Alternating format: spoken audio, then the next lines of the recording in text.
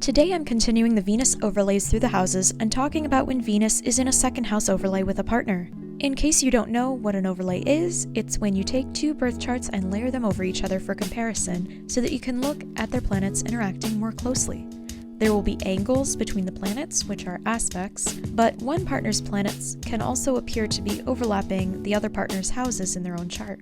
For example, one might have their moon in their third house in Cancer, but then Cancer and their moon falls in the other partner's fifth house. So the moon means one thing for the person in their birth chart, and then how their partner then feels that moon and interacts with it can be seen a bit more in the overlays. It's just another technique in synastry that can give you more information on a relationship.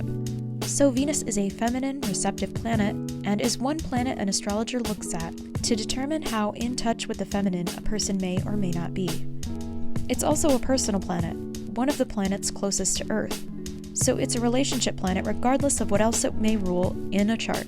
With a Venus overlay in a partner's second house of self-worth, possessions, and personal finances, it can actually cause a little trouble. The house person may feel more comfortable spending money for their partner, enjoying more luxuries together, and it can get to an unhealthy, overindulgent point where their finances cannot sustain the gifts that they buy for Venus or for themselves. The good side of this overlay, however, is that the house person is very encouraging and protective with Venus. They build up each other's confidence and self-worth and share many similar values. There's a big element of comfort and safety here, especially for Venus. Because this is the house of possessions, a Venus overlay could cause either partner to be quite territorial about each other, especially if self-worth and confidence isn't already built up. The insecurity unchecked will wreak havoc, causing petty fights and can end up pretty turbulent. Communication and vulnerability is key.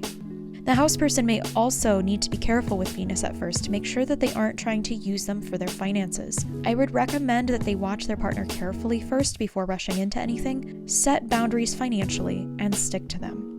This isn't an overlay that is more or less likely to result in a long-term relationship, but the second house is more of a fixed energy that can last, so there may be at least some long-term financial benefits or consequences. Long-lasting shaping of values, or some kind of effect on self-worth for better or for worse. Since Venus is seen as a pretty positive planet, it's hopeful that the changes will all be for the better. Anyway, that's all for now for the second house Venus overlay. I hope you found this video helpful. Please like and subscribe, and thank you so much for watching.